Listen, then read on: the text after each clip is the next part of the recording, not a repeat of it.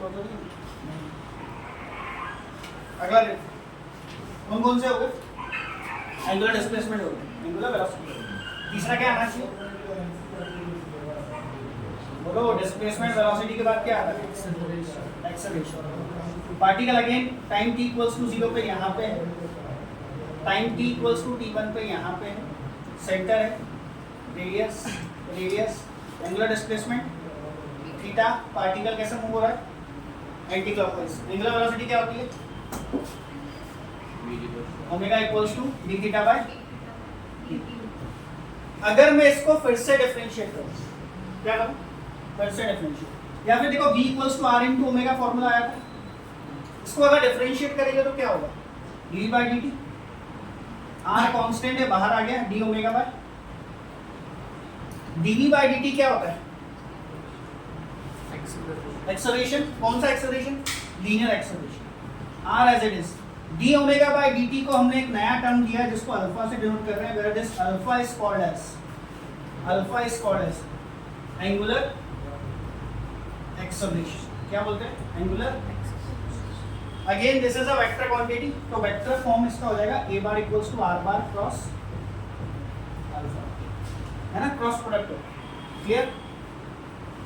Particle velocity v से linear velocity से ऐसे चल रहा है, बराबर। Theta angular displacement, angular velocity outward. अब बात आती है alpha. Alpha again a vector quantity है, तो डायरेक्शन होगा। अब इसका डायरेक्शन ध्यान से सुनिए।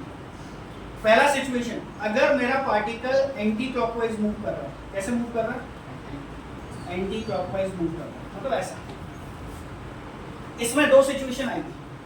पहली सिचुएशन, अगर मेरा पार्टिकल एक्सेलरेट कर रहा है, भाई यहाँ पे वेलोसिटी सपोज v1 है, यहाँ वेलोसिटी सपोज v2 हो गई, मतलब तुम बाइक चला रहे हो, कर्व पे एक्सेलरेट कर रहे हो, टर्न मारते टाइम एक्सेलरेट कर रहे हो, समझ गए? तो वेलोसिटी बढ़ रही है। अगर वेलोसिटी बढ़ रही है, मुझे बताओ थीटा का डायरेक्शन क्या होगा? Outward, anti clockwise. ओमेगा का डायरेक्शन क्या होगा? आउटवर्ड। तो इस सिचुएशन में थीटा आउटवर्ड, ओमेगा आउटवर्ड, और अल्फा का डायरेक्शन भी आउटवर्ड ही होगा। मुझे बताओ, अगर सपोज तुम बाइक चला रहे हो, है ना, चल रही है बाइक वेलोसिटी v से, तो तुमने एक्सेलरेट किया, तो एक्सेलरेशन का डायरेक्शन क्या होता है? यही होता है जो वेलोसिटी का डायरेक्शन। अब यहाँ पे तुम टर्निंग में एक्सेलरेट कर रहे हो, तो तुम्हारी एंगुलर वेलोसिटी इंक्रीज होगी कि नहीं होगी? भाई एंगुलर वेलोसिटी किस पे डिपेंड करती है? v पे। v बढ़ेगा तो ओमेगा भी बढ़ेगा, बराबर। और उसी डायरेक्शन में अल्फा भी आ जाएगा, क्योंकि अल्फा भी इंक्रीज हो रहा है। क्यों? क्योंकि तुम्हारा एक्सेलरेशन इंक्रीज हो रहा है, मतलब अल्फा इंक्रीज हो रहा है। दोनों के सेम डायरेक्शन है, इसलिए अगर ओमेगा आउटवर्ड है तो ये भी क्या होगा? आउटवर्ड। बट अगर तुम डी एक्सेलरेट कर रहे हो, मतलब टर्निंग पे अगर तुमने ब्रेक लगाया, क्या क्या टर्निंग पे ब्रेक लगाया, थीटा अभी भी कैसा रहेगा? ओमेगा अभी भी कैसा रहेगा? बट अब क्योंकि तुम मोशन को अपोज कर रहे हो ना, तुमने ब्रेक लगाया ना, तो अब तुम्हारा अल्फा का जो डायरेक्शन है वो उल्टा हो जाएगा, यानी इनवर्ड हो जाएगा। ये समझ गए? राइट हैंड थंब रूल ही यूज हो रहा है, बट अगर एक्सेलरेट कर रहे हैं तो ओमेगा उसी डायरेक्शन में होगा जिस डायरेक्शन में, अल्फा उसी डायरेक्शन में होगा जिस डायरेक्शन में ओमेगा होगा। बट अगर डी एक्सेलरेट कर रहे हो तो अल्फा का डायरेक्शन ओमेगा के डायरेक्शन से उल्टा हो जाएगा। ठीक है? अब इसी के उल्टा अगर सोचो तुम क्लॉकवाइज मूव कर रहे हो, कैसे मूव कर रहे हो? क्लॉकवाइज। क्लॉकवाइज में अगेन दो, अगर तुम एक्सेलरेट कर रहे हो तो थीटा कैसा आएगा?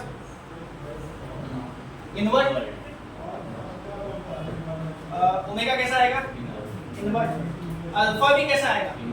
क्योंकि ओमेगा का डायरेक्शन इनवर्ट। बट अगर तुमने डी एक्सेलरेट किया तो थीटा कैसा? इनवर्ट। ओमेगा कैसा? इनवर्ट। बट अल्फा कैसा? समझ गए क्यों ऐसा हुआ? रट्टा नहीं मारना।